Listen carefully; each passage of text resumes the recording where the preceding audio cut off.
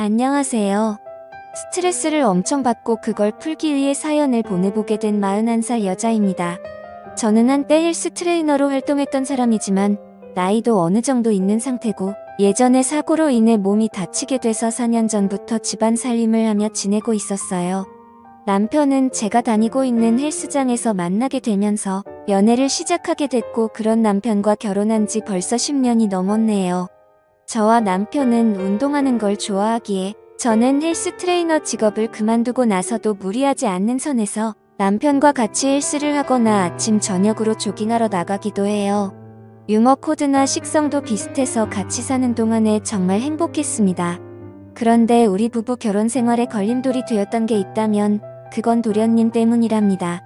제가 교통사고를 당하는 바람에 재활치료를 받으면서 집에서 가정집으로 지낸 지 얼마 안 됐던 시점에 도련님이 저희 집에서 잠시 지낸다고 하시는 거예요. 일단 도련님은 제 남편과 14살 차이로 늦둥이라고 보시면 되는데요. 도련님이 군대 전역하고 다니던 지방대가 있는데 그 대학은 메리트가 없다며 편입 준비를 한다고 하기에 다시 서울로 오게 됐답니다.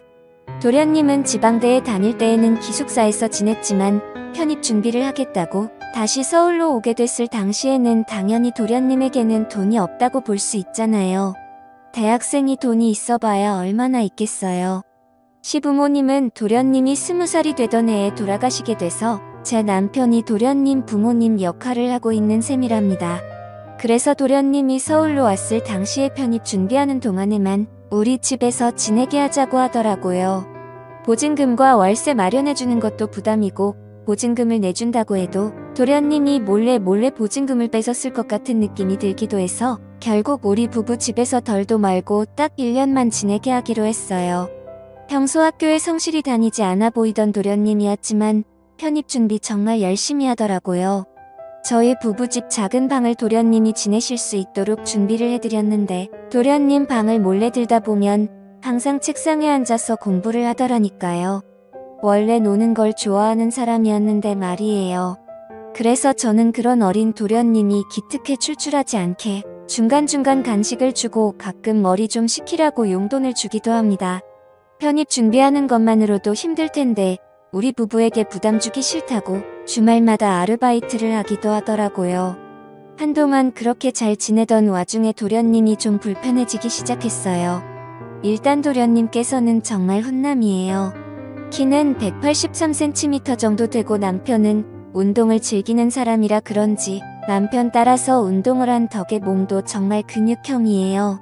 잔근육이 많은 몸매라고 할 수 있죠. 군대 가기 전에 신검 받았을 당시 183cm 71kg이 나간다고 했으니 비율이 좋을 수밖에 없습니다. 게다가 얼굴도 시아버님의 닮은 덕에 솔직히 제 남편보다 잘생겼어요.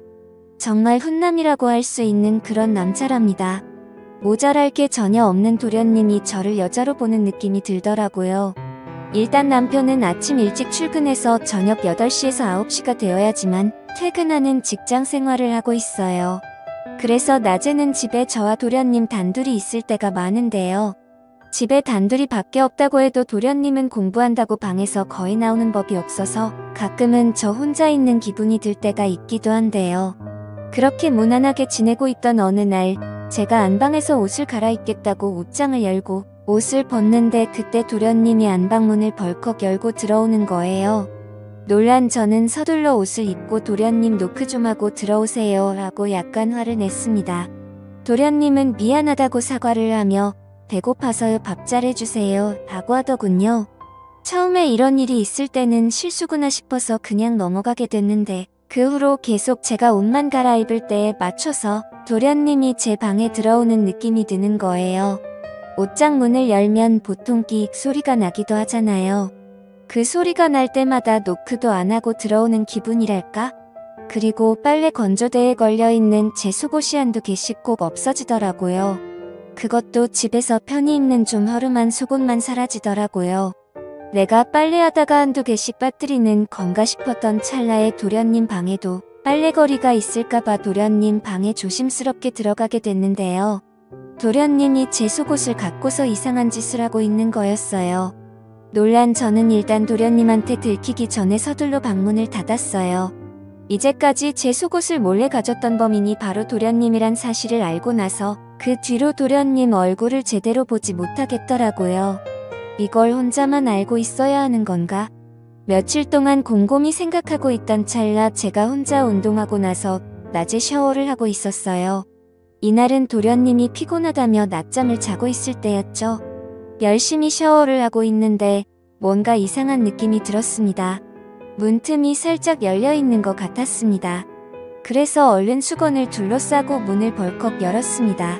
그러자 도련님은 제 행동에 놀라서 당황했는지 도망도 못 간 채 뒤로 나자빠져 있더군요. 저는 무슨 짓이냐고 소리를 질렀고 도련님은 미안하다고 손을 싹싹 빌며 사과를 하더라고요. 그러더니 도련님은 이 사실을 제발 형한테 말하지 말아 달라고 부탁을 했습니다. 저는 이번 일 절대로 못 넘어간다고 했습니다.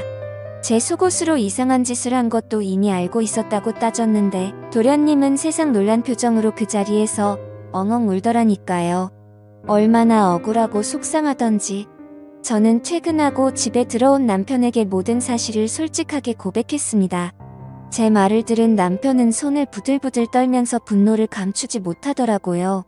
방에 조용히 있던 도련님에게 다가가 얼마나 싸웠던 건지 남편은 이 집에서 더 이상 같이 지내지 못할 것 같다며 당장 나가라고 도련님을 쫓아냈습니다. 도련님은 절대 안 그러겠다고 이 집에서 나가면 당장 갈 곳이 없다고 하더라고요. 남편은 지갑에 있던 5만원짜리 지폐 두세 장을 도련님께 던지며 이걸로 사우나에라도 가 있든지 하라고 했습니다.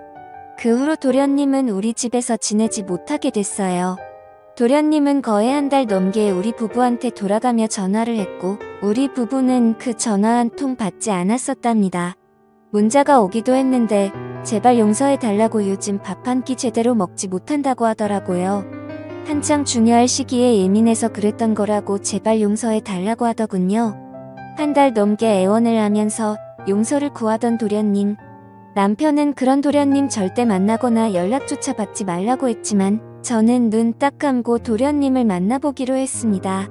아무리 잘못했다 하여도 남편 동생이기에 잘 살고 있나 그 정도만 알고 싶더라고요. 그래서 남편이 퇴근하기 전 동네에 있는 작은 카페에서 만나기로 하고 갔습니다. 도련님은 보니 사람 꼴이 아니더라고요. 옷도 지저분하고 좀 냄새가 난다고 해야 할까? 게다가 머리는 얼마나 덥수룩한지 왜 이렇게 사냐고 물어봤는데 우리 집에서 쫓겨나고 나서 자기가 좀 모아둔 아르바이트비랑 남편이 지갑에서 꺼내 던져준 돈으로 사우나에서 지냈다고 했어요.